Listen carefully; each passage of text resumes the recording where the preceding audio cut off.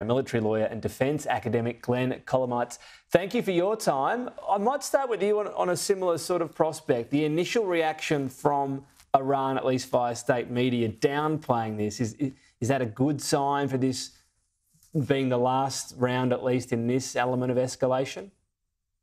Tom, I think it is. The fact that the Iranian State media has come out and said that they've downed a bunch of drones. Well, Israel didn't use drones in this strike. I think that's fairly clear.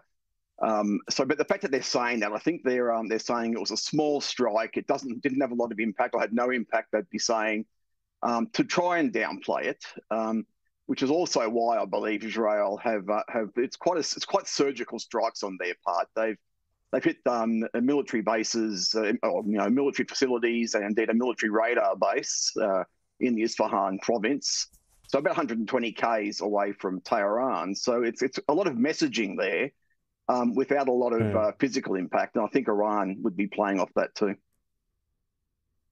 So as to what we do think actually happened, as you alluded to there, missiles rather than drones, as some have pointed out, it's a very long journey for drones to take with a pretty small payload. Yep. Is there much in it in a strategic sense, or is this much more about we can hurt you, we have this ability, you need to realise that, on the back of last week saying, by the way, your attack didn't get through the Iron Dome, none of it essentially?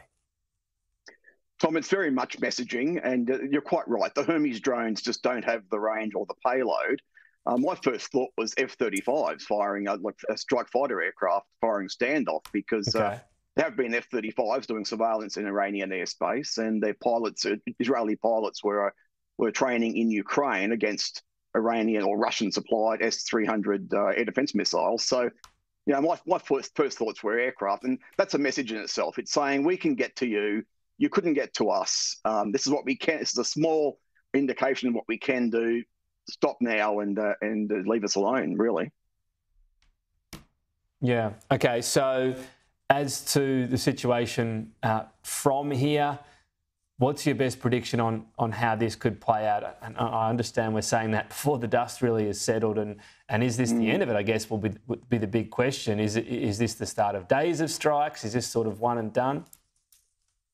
Look, the Iranian leadership said before this strike that if Israel retaliates, that Iran would 100% strike with immense power or something. It's the usual sort of talk out of the Tehran regime. Look, I think Iran must have realised that they can't. The Israeli integrated air defences are pretty remarkable, and especially with the support of Jordan and the Saudis.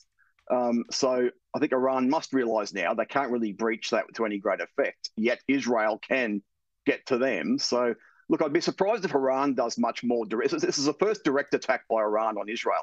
They'll still keep supporting their proxies, Hezbollah, Hamas, etc. But I think they're going to wind back a bit. With the threats will remain, but the actual action will wind back.